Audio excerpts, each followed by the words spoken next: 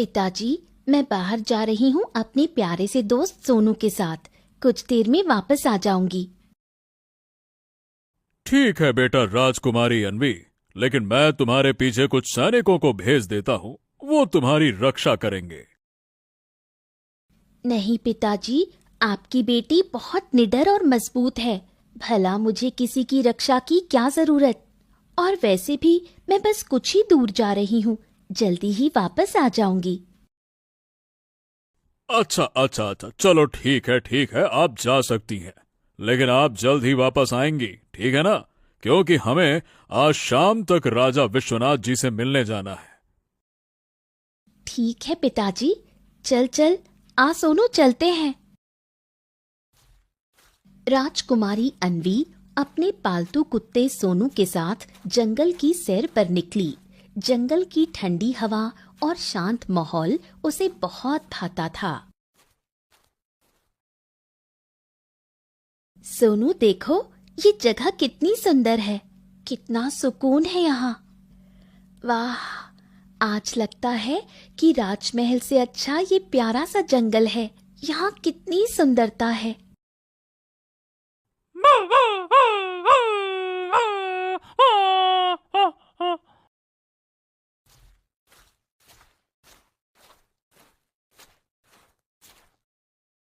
तभी थोड़ी देर बाद जब राजकुमारी अन्वी अपने कुत्ते के साथ जंगल के बीच में पहुंची, तो उन्हें जंगल के बीचों बीच एक रहस्यमयी चमकदार वृक्ष दिखाई दिया। वृक्ष के ऊपर सुंदर सुंदर फूल खिले हुए थे और उसके चारों ओर मधुर सी गूंज थी।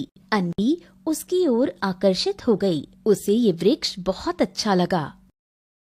अरे वाह, ऐसा पेड़ तो मैंने कभी नहीं देखा।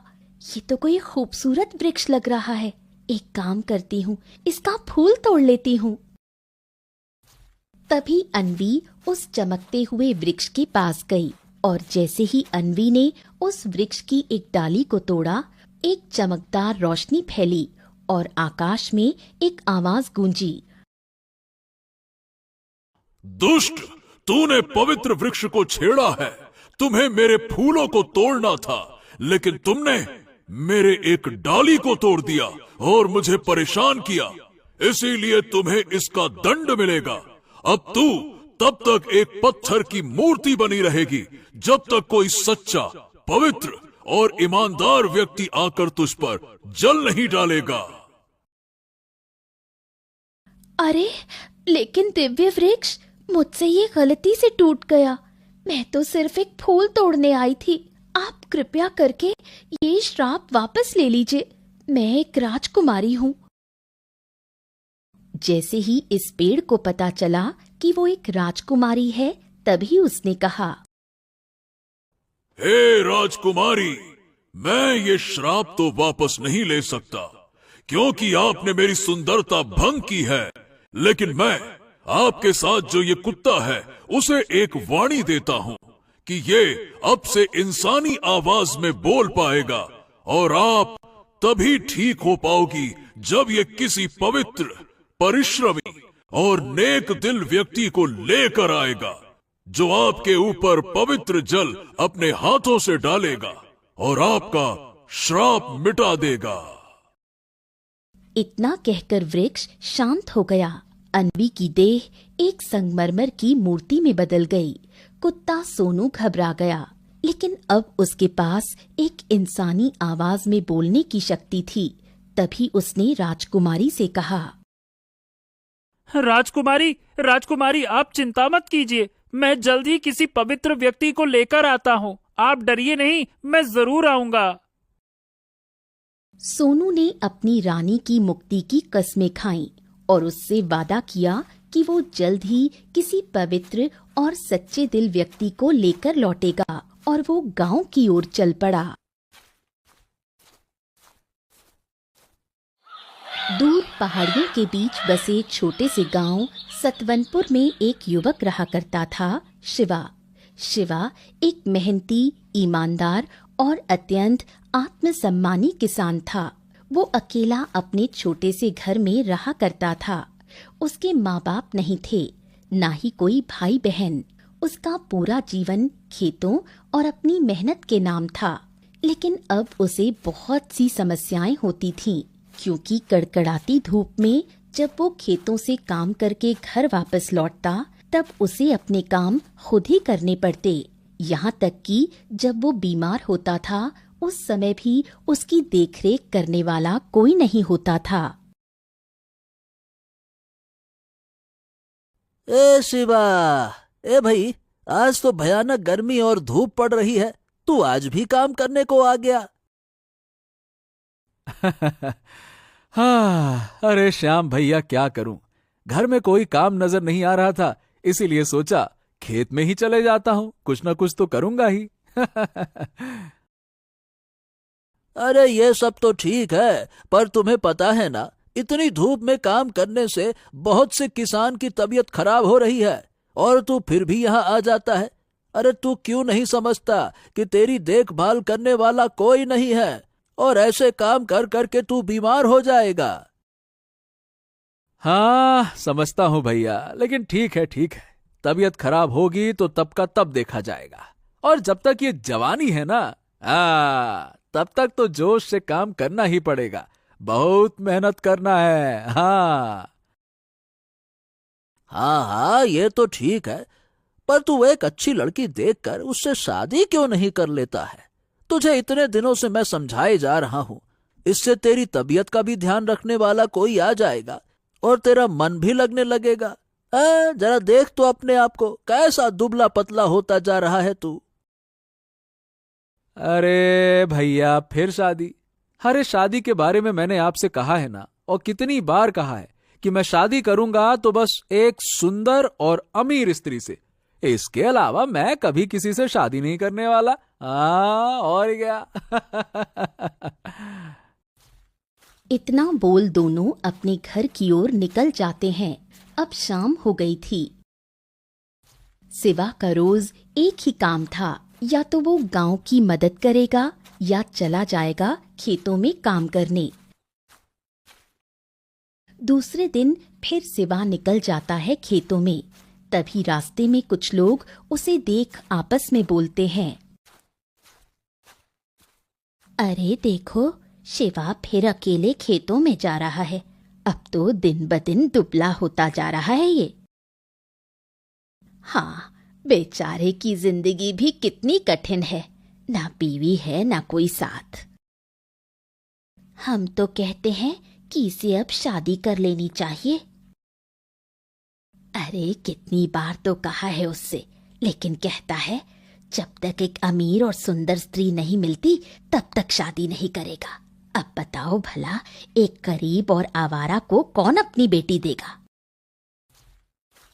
हाँ, लोग तो कहते हैं, पर अगर मुझे शादी करनी है तो किसी ऐसी लड़की से करूंगा जो समझदार हो, मेहनती हो और अमीर भी हो, नहीं तो जिंदगी की ये तंगी कभी खत्म ही नहीं होगी। और मैं किसी आम लड़की से शादी तो बिल्कुल नहीं करने वाला, मुझे अपनी किस्मत खुद बनानी है।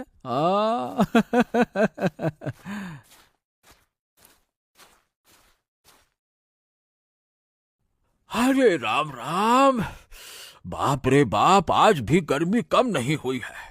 अरे भगवान उठा ले रे बाबा, उठा ले। अरे मुझको नहीं, इस गर्मी को उठा ले।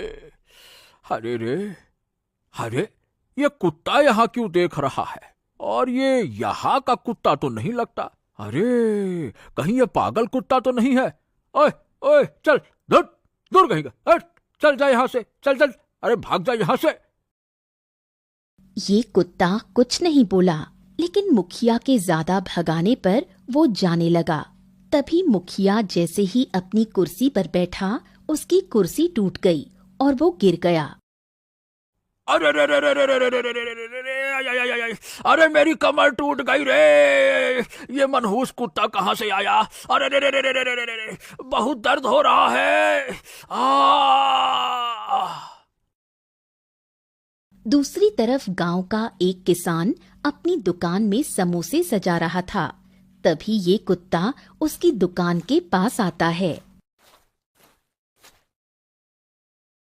अरे इस कुत्ते को तो मैंने यहाँ कभी नहीं देखा, और देखो तो सही, कैसी लालच भरी नजरों से देख रहा है। ओए चल भाग यहां से। अरे भागता है कि बताऊं अभी। चल भाग भाग यहां से। तभी ये दुकान वाला उस कुत्ते को मारने आगे बढ़ता है कि उसके सारे समोसे गिर जाते हैं। अरे रे रे रे रे रे, ये कैसा मनहूस कुत्ता देख लिया। आज पूरे समोसे खराब कर दिए उसने। अरे रे, हे भगवान, आने दो फिर मैं उसको बताता हूँ। पूरा समोसा खराब कर दिया मेरा। एक दिन शिवा खेतों में कड़ी मेहनत कर घर वापस आया। आज उसे बहुत भूख लगी थी, तभी वो खाना बनाने लगा। उसी वक्त वो कुत्ता शिवा के पास आता है।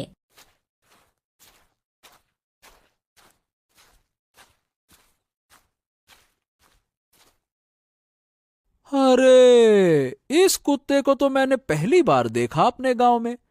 हाँ, लगता है भूखा है। चलो, इसे भी कुछ रोटी दे देता हूं। तभी शिवा ने उस कुत्ते को घर के अंदर बुलाया और अपनी रोटी में से आधी रोटी उस कुत्ते को दी। तभी से कुत्ता शिवा को देख रोने लगा और बोला, धन्यवाद। मैंने बहुत जगह कोशिश की, लेकिन कोई भी मेरी मदद नहीं कर रहा था। तुम पहले व्यक्ति हो जिसने बिना कुछ मांगे मुझे कुछ दिया। अरे, तू बात कर सकता है? कौन है तू? कोई राक्षस तो नहीं है ना? नहीं नहीं नहीं नहीं शिवा, घबराओ मत। मैं तो तुम्हारा मित्र हूँ। मैं एक साधारण कुत्ता ही हूँ, लेकिन मैं अभी बोल सकता हूँ। मेरी रानी पर श्राप लगा है और उसे बस तुम्हारी तरह एक इंसान की जरूरत है, सच्चे, पवित्र और मेहनती। अगर तुम मेरी सहायता करो तो एक नारी की मुक्ति संभव है। शिवा कुछ पल सोच में डूबा, फिर सिर हिलाया और बोला, ठीक है। देखो, मैं किसी का भला करने से कभी पीछे नहीं हटता, क्योंकि मेरा एक ही सिद्धांत है, कर भला तो हो भला। अगर किसी की मदद करने से उसे नया जीवन मिल सकता है तो मैं उसकी मदद जरूर करूंगा। हाँ। ये सुन सोनू बहुत खुश हुआ। उसने शिवा को बोला कि कल सुबह वो उसे उस वृक्ष के पास ले जाएगा जहां उसकी रानी है।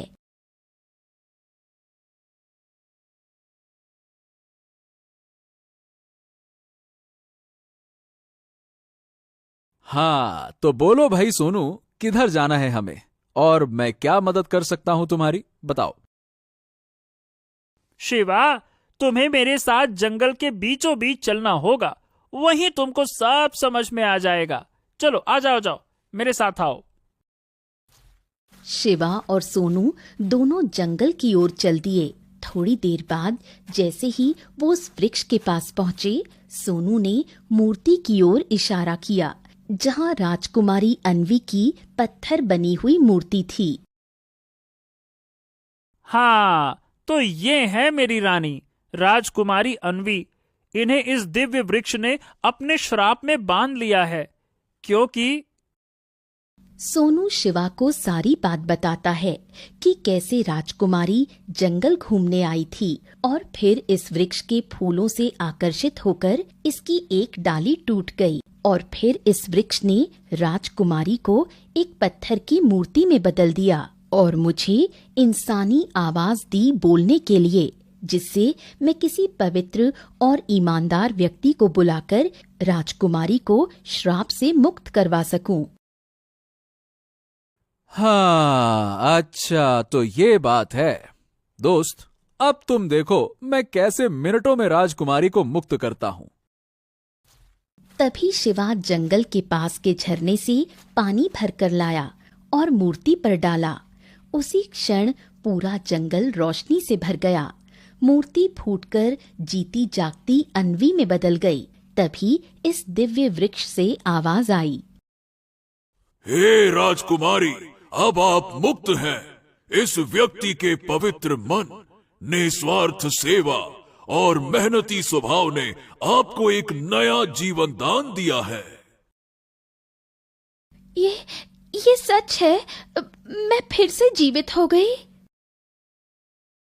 हाँ हाँ हाँ राजकुमारी, अब आप बिल्कुल ठीक हैं, एकदम मजे में। अरे चाहे तो आप अपने कुत्ते को छू कर देख सकती हैं। हाँ, छुए छुए छुए। वैसे मैं आपको पहले ही बता देता हूं, देखिए मेरा नाम शिवा है और मैं भाग्यशाली हूं कि मैं आप जैसी सुंदर स्त्री की मदद कर पाया। शिवा, तुमने मुझे नया जीवन दिया है। आज अगर तुम नहीं आए होते तो शायद मैं जिंदगी भर ऐसे ही रहती। अगर तुम चाहो तो मैं तुम्हारी जीवन संगिनी बनना चाहती हूँ। अब मैंने तो बस एक अच्छा काम किया है। अगर तुम जैसी जीवन साथी मिले तो ये तो मेरा बहुत बड़ा सौभाग्य होगा। और वैसे भी पूरे गांव वालों को भी तो दिखाना है कि शिवा जो बोलता है वो करता भी है। हाँ। शिवा बहुत खुश हुआ। आखिरकार उसे एक बहादुर स्त्री मिल ही गई। तीनों ने जब खुशी खुशी गांव में प्रवेश किया तब गांव के सारे लोग इन्हें देख दंग रह गए। अरे ये तो राजा की बेटी है, लेकिन ये शिवा शिवा इसके साथ क्या कर रहा है? अरे हम तो शिवा को कहते थे शादी करके दुल्हन ले आ, ये तो सीधा रानी ले आया। थोड़ी देर बाद जब राजा चंद्रबुद्ध अपनी बेटी को खोजते हुए गांव आए तब शिवा को देख चौंक गए।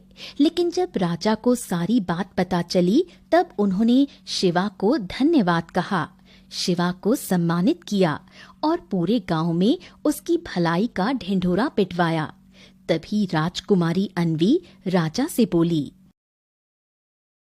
पिताजी, शिवा ने मुझे एक नया जीवन दिया है और शिवा जैसा मेहनती ईमानदार व्यक्ति शायद ही मुझे मिल सकता है। पिताजी, मैं शिवा को अपने साथ अपने महल में रखना चाहती हूँ और शिवा भी मुझसे शादी करने के लिए तैयार है। ठीक है। मैं इस सच्चे, मेहनती और महान युवक को अपनी बेटी का हाथ देता हूँ। ये सुन शिवा भी बहुत खुश हुआ, मानो कि शिवा की मेहनत और उसकी जिद रंग लाई। आखिर शिवा की शादी सिर्फ किसी अमीर लड़की से नहीं बल्कि राजकुमारी अन्वी के साथ हो गई। सारे गांव वाले भी बहुत खुश हुए।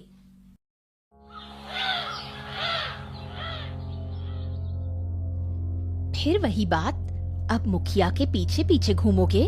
क्या तुम्हें और कोई काम नहीं बचा गांव में? घर गृहस्थी संभालनी है कि नहीं? गोमती, हर बात का जवाब नहीं दिया जाता। अब तू समझे या ना समझे, मुखिया के साथ काम जरूरी है, मतलब जरूरी है भाई। गांव का मामला है ये। गांव का मामला? हाँ, गांव का नाम लेकर न जाने क्या क्या करते घूमते हो। औरतें ताने मारती हैं बाहर, कहती हैं गोमती का मर्द तो अब मुखिया का नौकर बन गया। लोग क्या कहते हैं वो मेरे कर्म तय नहीं करते हैं। बस तू इतना जान ले, मैं कुछ भी गलत नहीं कर रहा हूं, बस।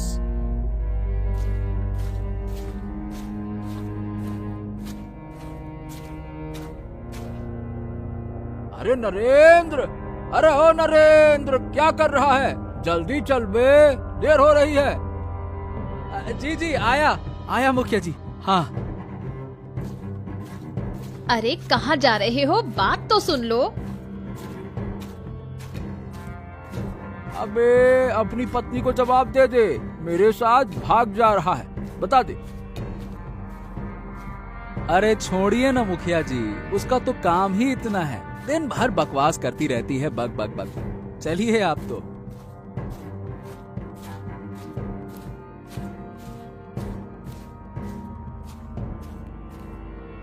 अरे मोहन, अब जल्दी से तू भी आ जा।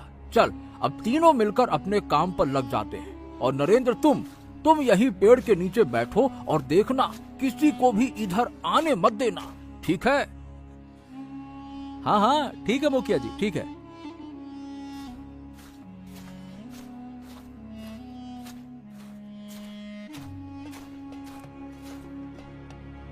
मुखिया जी, ये नरेंद्र को हम पर कोई शक तो नहीं है ना कि हम जंगल में क्या कर रहे हैं?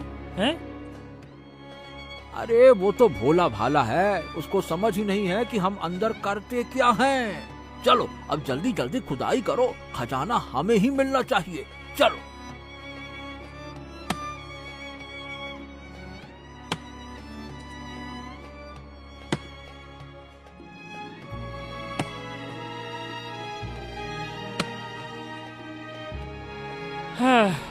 मुखिया जी, 1 घंटा हो गया, यहाँ तो कुछ ना मिला। लगता है और भीतर जाना पड़ेगा। तो चलो भैया आगे बढ़ते हैं, खजाना छुपाया है तो यूं ही थोड़ी मिल जाएगा। चलो चलो चलो चलो।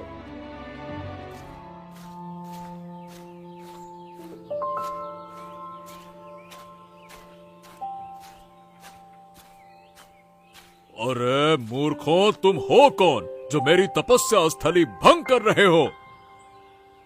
महाराज महाराज, मैं बस एक पुराना खजाना ढूंढ रहा हूँ जो मेरे पूर्वजों ने यही कहीं छुपाया था। उस खजाने को छूते ही ये राज्य भस्म हो जाएगा। वो खजाना इस राज्य की रक्षा कर रहा है। जैसे ही वो जमीन से निकलेगा तबाही आएगी, अकाल, युद्ध, मृत्यु। ए साधु महाराज, आप शायद पगला गए हैं। और सुनिए, भला खजाने से किसी की रक्षा कैसे होती है? सीधी बात है, मुझे खजाना चाहिए और मैं लेके जाऊंगा। हाँ। मूर्ख, मैं चेतावनी दे रहा हूँ, यहाँ से चले जाओ, वरना इस अपवित्र लोभ का अंजाम बहुत भयानक होगा। मुखिया जी, चलिए, ये बाबा ठीक नहीं लग रहे हैं, बाद में सोचते हैं कुछ। चलिए। ठीक है, अभी चलते हैं। लेकिन ये साधु अगर यहीं रहा तो हम खजाना कभी नहीं पा सकेंगे। चलो।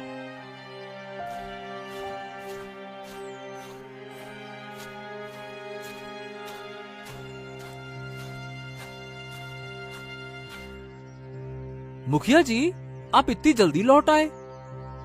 अरे हाँ, आज बस ज्यादा कुछ नहीं हुआ तो लौट आए।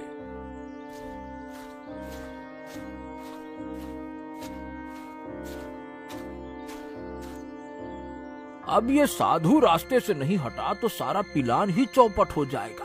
कुछ तो करना पड़ेगा, कुछ बड़ा। ए मोहन, सुनो, एक काम करो, आज रात ना सारे खेत में आग लगा दो। ऐसा लगे जैसे कोई प्राकृतिक विपदा आ गई हो। लोग परेशान होंगे और तब हम अपना काम करेंगे। ठीक है? मुखिया जी, ये तो बहुत बड़ा काम है। अरे जो मैं कहता हूँ वो करो, बस। कोई सवाल उवाल नहीं, समझे?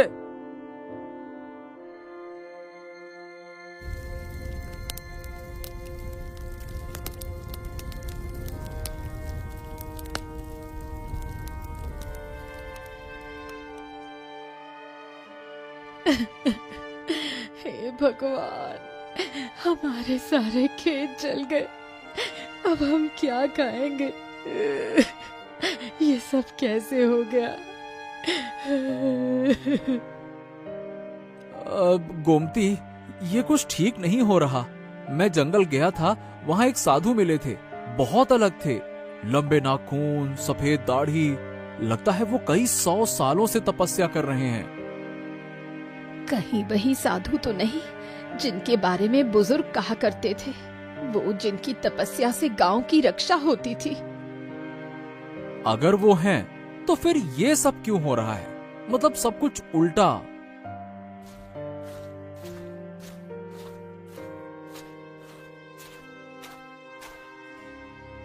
ए सुनो मोहन, आज रात तालाब में ये नीला रंग घोल दो, पानी काला हो जाएगा और फिर गांव वाले समझेंगे कि कुछ बुरा हो रहा है और उस साधु को दोषी मानेंगे। हाँ। अरे पर मुखिया जी, पानी तो जीवन है। अरे भाई, मुझे खजाना चाहिए और खजाने के रास्ते में जो कोई भी आएगा उससे हटना पड़ेगा। जल्दी करो, जाओ।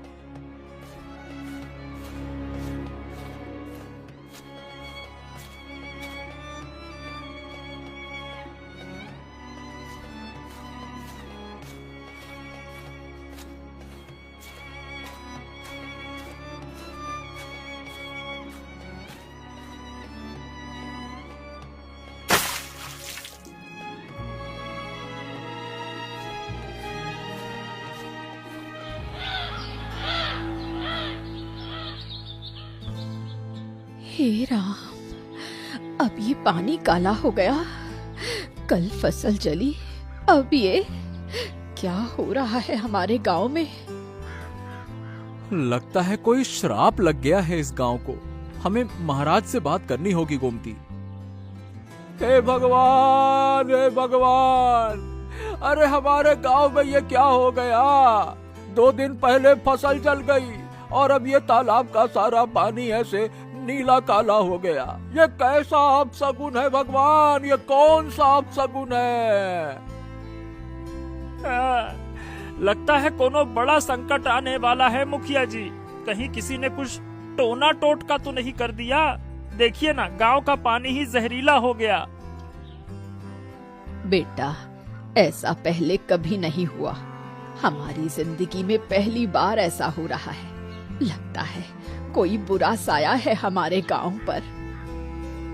नहीं नहीं नहीं नहीं नहीं, ये सब अचानक ऐसे नहीं हो सकता भाई। 3 दिन पहले तक सब कुछ ठीक था, सुबह होते ही फसल राख हो गई और अब ये पानी। मुझे ऐसा लगता है कि कुछ ना कुछ तो गड़बड़ है। हमें अब चुप नहीं बैठना चाहिए। चलो सब मिलकर महाराज के पास चलते हैं। उन्हें बताना होगा कि गांव पर कोई संकट मंडरा रहा है।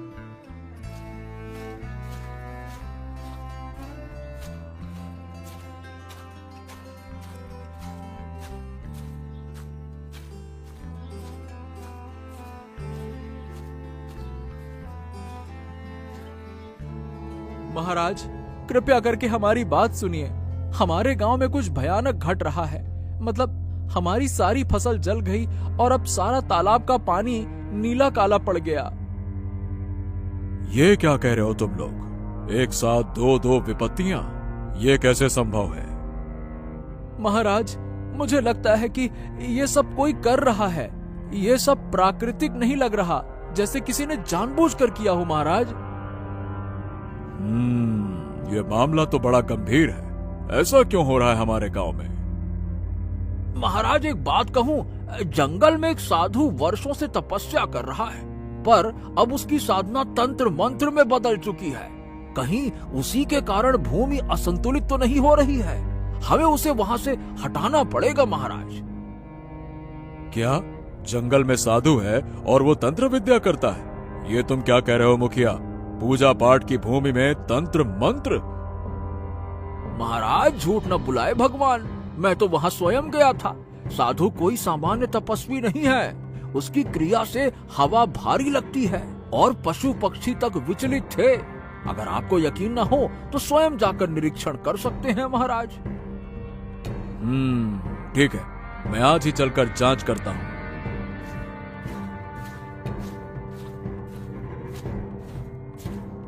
हाँ, अच्छा हुआ मैंने मोहन से कहकर वहां आवश्यक सामग्री भी रखवा ही दी है।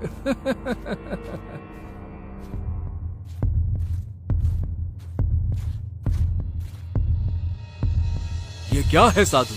आप पूजा पाठ नहीं तंत्र विद्या कर रहे हैं? ये सब सामग्री कहां से आई? किसकी अनुमति से आई? राजन, मैं जो कर रहा हूं वो इस भूमि की रक्षा के लिए है। ये सामग्री वही है जो मैंने वर्षों पहले एक उद्देश्य से प्राप्त की थी, और ये बाकी का सामान ये मेरा नहीं है। हमें इसकी कोई जानकारी नहीं थी साधु महाराज, और तुम्हारी इस क्रिया से गांव में अजीब घटनाएं हो रही हैं। तुम्हें इस राज्य से अभी के अभी जाना होगा, समझे? हाँ ठीक है, जैसी आपकी आज्ञा महाराज। लेकिन याद रखना, विनाश काले विपरीत बुद्धि। तुम पछताओगे राजन, पछताओगे। ओम नमः शिवाय, नमः शिवाय।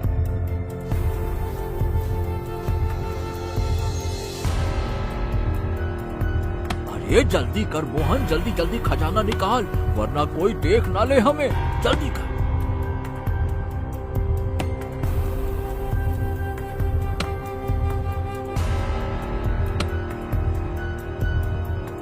बाप रे, इतना सारा खजाना! अरे मुंह बंद कर, वरना कोई सुन लेगा। अब ये सारा खजाना मेरा है, इसका मालिक सिर्फ मैं हूँ। मुखिया जी, मेरा हिस्सा? हिस्सा? कौन सा हिस्सा? कैसा हिस्सा? अरे तेरी जमीन मेरे यहाँ गिरवी थी ना। महाराज की जय हो। महाराज, गांव की नदी पूरी तरह से सूख गई है और पिछले 7 दिनों से बादल एक बार भी नहीं बरसे। खेत सूखने लगे हैं महाराज। ये क्या? हमने तो साधु को जंगल से निकाल दिया था, अब वो कुछ नहीं कर रहा, तो फिर ये सब क्यों हो रहा है? हाँ, देखो गोमती, ये वही जमीन है जिस पर मैंने दिन रात पसीना बहाया। अब देखो, सब कुछ खत्म हो गया, न पानी रहा न फसल। मेरी मेहनत भी मुझसे रूठ गई है गोमती। पता नहीं किसकी बुरी नजर लग गई हमारे गांव को। पहले कितना अच्छा था। तुम जानते हो, एक किसान की सबसे बड़ी ताकत उसकी जमीन नहीं, उसका हौसला होता है। हौसला भी कब तक साथ देगा गोमती? जब खेत ही सूखे पड़े हों तो उम्मीद भी मुंह मोड़ लेती है। अब तो मुझे महाराज से जाकर बात करनी ही होगी। महाराज क्या करेंगे जी? उनके पास कोई जादू है क्या? ना वो बादल बुला सकते हैं, ना सूखी नदी को भर सकते हैं। सब किस्मत का खेल है। इसी बीच झाड़ियों में सरसराहट होती है। दोनों चौंक कर उस ओर देखते हैं। झाड़ी से एक सफेद खरगोश धीरे धीरे बाहर आता है। उसके माथे पर चमकती लाल बिंदी थी। बाप रे, कितना सुंदर खरगोश है। और देखो तो इसकी बिंदी, जैसे कोई साधु हो। इसे मैं पाल लूंगी जी। तू तो जैसे अकल ही बेच आई है गोमती। घर में दाने दाने को मोहताज हैं हम, और तुझे जानवर पालने की सूझ रही है। खुद का पेट तो भर नहीं पा रहे और एक और पेट पालने चली है, हैं? घबराओ नहीं, तुम्हें मेरे खाने की फिक्र करने की जरूरत नहीं है। मैं तुम्हारा नुकसान नहीं करूंगा। मेरा नाम चेतन है। मैं ऋषि वात्स्यायन का शिष्य हूँ। हैं? तुम बोल रहे हो? ये कैसे संभव है? जब इरादे शुद्ध हो तो भाषा की दीवारें टूट जाती हैं। देखो, मैं बहुत दिनों से देख रहा हूँ कि इस गांव में अधर्म फैल रहा है और अब समय है सच्चाई को उजागर किया जाए। लेकिन एक बात समझ नहीं आ रही। तुम्हें कैसे पता कि गांव पर कोई अधर्म छाया है? और ये सब मुखिया से जुड़ा हुआ कैसे? मैं कोई साधारण खरगोश नहीं हूँ गोमती। मेरे गुरु ने मुझे दिव्य दृष्टि दी है। उसी के कारण मैं वो देख सकता हूँ जो दूसरों की आंखों से ओझल है। दिव्य दृष्टि? मतलब तुम्हें सब सच दिखाई देता है? हाँ, देखो, बहुत समय पहले जब बुरी शक्तियाँ इस गांव की ओर बढ़ रही थीं, तो उस समय के राजा ने एक दिव्य खजाना मिट्टी के नीचे गाड़ दिया था ताकि वो शक्तियाँ गांव को छू ना सकें। मेरे गुरु उस जगह की रक्षा कर रहे थे, वर्षों तक तप करके। लेकिन मुखिया ने मोहन के साथ मिलकर उन्हें तंत्र विद्या का दोषी ठहराया और गांव से बाहर निकलवा दिया। तो खजाना अब? मुखिया ने वही खजाना खुद निकाल लिया और उसी पल से गांव पर संकट मंडराने लगा। जल सूख गया, फसलें मुरझा गईं और चारों ओर अंधकार फैलने लगा। ये सब उसी श्राप का असर है। और मैं बता दूं, ये तो शुरुआत है, आगे और भी घटनाएं होंगी। अरे ठीक है, अब गलती तो हो गई, अब लड़ने से कुछ नहीं होगा। पहले ये सोचो कि करना क्या है। हाँ, अब तुम शुरू हो गए फिर से। यही दोस्ती और पैसे के लालच ने पूरे गांव को बर्बादी के कगार पर लाकर खड़ा कर दिया। अरे ठीक है, अब गलती तो हो गई, अब लड़ने से कुछ नहीं होगा। पहले ये सोचो कि करना क्या है। लेकिन हम करेंगे क्या? महाराज की आंखों पर तो मुखिया ने भरोसे की पट्टी बांध रखी है। वो हमारी बात पर कभी यकीन नहीं करेंगे।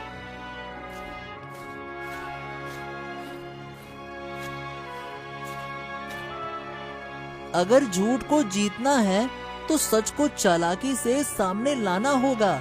देखो, मेरे पास एक योजना है, लेकिन उसके लिए तुम्हारा साहस चाहिए नरेंद्र। अच्छा, बताओ चेतन, मुझे क्या करना है? हम आज रात ही मुखिया के घर जाएंगे। वहाँ जो खजाना उसने जंगल से निकाल लिया है, वही उस बुरी शक्ति की जड़ है। अगर उसे वापस जंगल में ले जाकर दबा दिया जाए, तो मैं अपनी तंत्र विद्या से उस शक्ति को फिर से कैद कर सकता हूँ।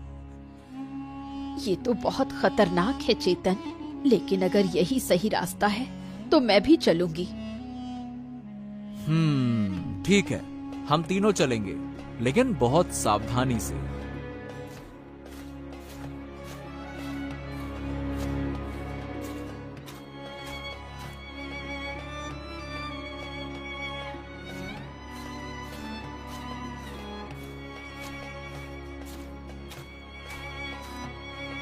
इतना बड़ा घर और हर कोना रहस्यमय, खजाना कहाँ होगा, कैसे पता चलेगा?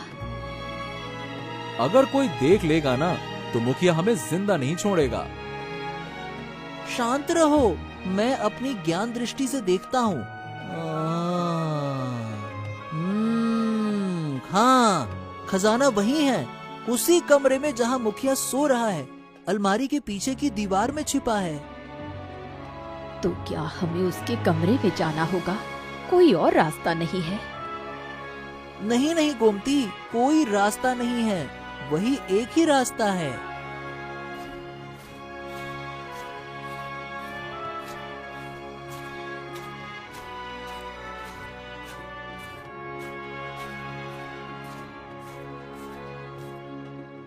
हाँ, खजाना मिल गया, ये वही है।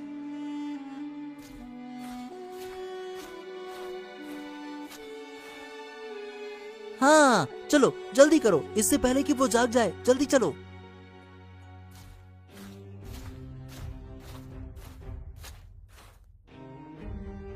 क्या सच में आप ले आए खजाना? हाँ, ले आया। चेतन ने तो एकदम सही जगह बताई थी। उसने अलमारी के पीछे छिपा रखा था इसको। मुझे जाते ही खजाना मिल गया और ये रहा सारा खजाना। चलो जल्दी करो नरेंद्र, हमें इस खजाने को उसी जगह ले जाकर गाड़ना है, तभी ये काली शक्ति का प्रभाव गांव पर कम होगा। चलो। हाँ ठीक है चेतन, जल्दी करो, चलो।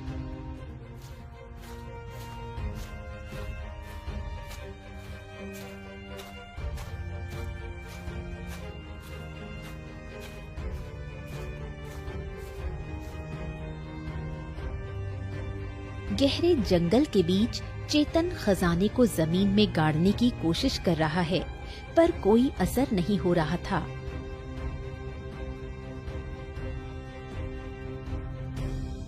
हाँ, अरे बाप रे, इतनी मेहनत के बाद भी ये खजाना क्यों नहीं गड़ रहा? क्या मेरी शक्ति कमजोर पड़ गई है? अचानक चेतन को चक्कर आता है और वो बेहोश हो जाता है। तभी हवा तेज चलने लगती है और एक प्रकाश में साधु प्रकट होते हैं। चेतन, तुमने आज ये सिद्ध कर दिया कि सच्चे मन और मेहनत से कोई भी राह तय की जा सकती है। मैंने तुम्हें अपने आश्रम से निकाला था, परंतु आज मैं अपनी भूल मानता हूँ। गुरुजी, मैंने खजाने को यहाँ गाड़ना चाहा, पर मेरी शक्ति से बाहर का काम है ये खजाना अब सिर्फ खजाना नहीं रहा चेतन, ये लालच, छल और शक्ति का केंद्र बन चुका है। अब इसे कोई साधारण शक्ति से नहीं बांधा जा सकता, पर मैं इसका उपाय जानता हूँ। ओम शिवाय स्वाहा। तामस को वश में कर, सत की रक्षा कर, स्वाहा। हाँ, अब जंगल मुक्त हो गया है। जल खजाने पर डालते ही एक तेज प्रकाश निकलता है और सारी नकारात्मक ऊर्जा खिंचकर नदी में समा जाती है। सूखी नदी बहने लगती है। हाँ, अब जंगल मुक्त हो गया है। महात्मा जी, आपका आशीर्वाद रहा तभी ये हम काम कर सके, लेकिन अभी एक काम बाकी है। क्या? गांव का मुखिया जिसने लोगों को डराया, उनकी मेहनत लूटी, उसे अब सजा मिलनी चाहिए। जब तक वो अपने अपराधों की सजा नहीं पाएगा तब तक हमारी यात्रा अधूरी है। सच्चा योद्धा वही होता है जो अंत तक न्याय की लड़ाई लड़े।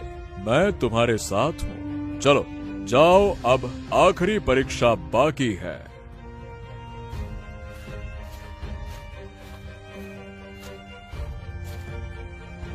हाँ, मेरा खजाना! अरे कोई मेरा खजाना चुरा ले गया। अरे किसने लिया? अब मैं क्या करूं? कहाँ चला गया? तभी एक तेज हवा चलती है और सामने पेड़ के पीछे से खरगोश निकलता है। जिस जगह से तूने खजाना चुराया था, मैं उसी जगह लौटा आया हूँ, लेकिन इस बार वो खजाना तेरे लिए बर्बादी का द्वार बनेगा। अरे तू कौन है? बोलने वाला खरगोश? ये क्या माया है? मैं सपना तो नहीं देख रहा हूँ। मैं तेरे पापों का फल, तेरा लालच, तेरा धोखा, सब का हिसाब देने का वक्त आ गया है। चल मेरे साथ, महाराज के सामने तेरी सच्चाई उजागर होगी। चल। अरे मैं क्यों चलूं? तू कर क्या लेगा रे छोटा सा जानवर? मुझे धमकी दे रहा है। एक लत्ती मारूंगा ना तो गिल्ली डंडा की गिल्ली की तरह दूर उड़ता हुआ जाएगा। नालायक कहीं का। अगर तू नहीं चला तो मैं तुझे भी अपनी तरह खरगोश बना दूंगा। फिर तू सदा के लिए जंगल में मेरी कैद में रहेगा, समझ ले। अरे नहीं, मैं चलूंगा। ऐसा मत करो, मैं चलूंगा। मैं सब कुछ कबूल करूंगा। मुझे माफ कर दो। हाँ, माफ कर दो।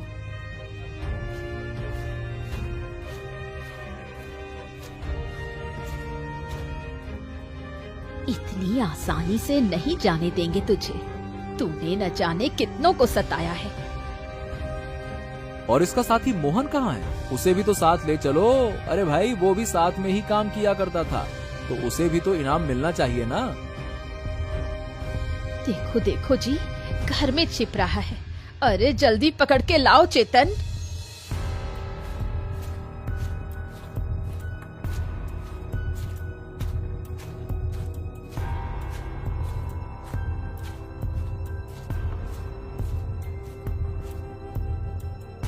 सुनिए राजा जी, इस आदमी ने आपको धोखे में रखा है।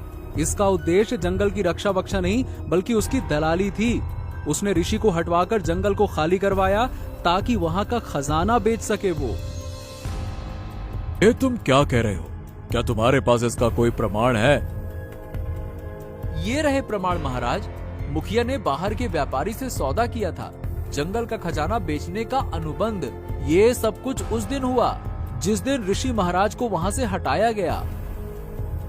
मुखिया, तुमने धर्म और विश्वास का घोर अपमान किया, राज्य के साथ विश्वासघात किया। सैनिकों! महाराज मुझे माफ कर दीजिए। मैं लालच में आ गया था। मेरी गलती हो गई महाराज, मुझे माफ कर दीजिए, माफ कर दीजिए। राजद्रोह के अपराध में क्षमा नहीं होती। सैनिकों, इन्हें कैद में ले लो। जाओ। चेतन, तुम्हारा साहस और तुम्हारी बुद्धिमत्ता वाकई में प्रशंसनीय है। तुमने आज हमें सच्चाई से परिचित कराया। हम ऋषि वात्सायन से क्षमा मांगना चाहते हैं। मैं स्वयं अब जंगल जाकर उनसे क्षमा याचना करूंगा। फिर वही साधु दरबार में आते हैं। साधु महाराज, मेरी भूल के लिए क्षमा करें। मैंने अधर्म को पहचानने में देर की, पर अब मुझे सच्चाई का आभास हो गया है। कृपया आप वापस आ जाइए और अपने आशीर्वाद से इस भूमि को फिर से पवित्र बना दीजिए। राजन, जब पश्चाताप सच्चा हो तो क्षमा अपने आप मिल जाती है। अवश्य अवश्य मैं लौटूंगा और इस भूमि को फिर से संतुलित करूंगा। बहुत बहुत धन्यवाद महाराज। मुखिया भानु को उसके अपराध के लिए कारावास का दंड दिया गया है, पर आज तो मैं 2 सच्चे सेवकों को सम्मानित करता हूँ। किसान नरेंद्र को राज्य रक्षक किसान की उपाधि दी जाती है।